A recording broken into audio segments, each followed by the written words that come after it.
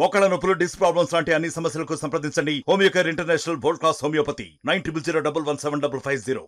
నేటి రోజున పిచ్చుకుంద భారత రష్యన్ అందరి సభ్యుల తరఫున ఈ భారత రష్యన్ అధ్యక్షుడిగా ఏ ప్రకాష్ పటేల్ ఈ ప్రెస్ మీట్ ఏర్పాటు చేయడం జరిగింది.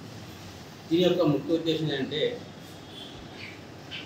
పిచ్చుకుంద మండలంలోని మంజీరా పరివాహక ప్రాంతాలైనటువంటి కుల్కల్, సత్గావ్, హస్బుల్, గుండెనండి ఈ ప్రాంతాల నుండి అక్రమిస్తున్న రవాణా ప్రతిరోజు జరుగుతుంది.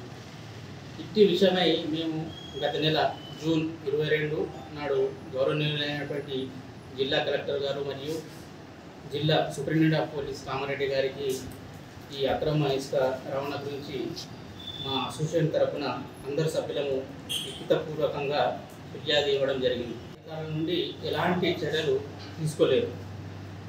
దాన్ని నిరసిస్తూ సాధారణ ప్రజలు మరియు ప్రభుత్వ ఆస్తులైనటువంటి రోడ్లు, భూగర్భ జలాలు రక్షణ కోరుతూ మేమందరము భారత సభ్యులు తేదీ రేపు 5వ తారీఖు రోజు పిచ్చుకుందలో రస్తారోకో మరియు ధర్నా కార్యక్రమం చేపట్టబోతున్నాం.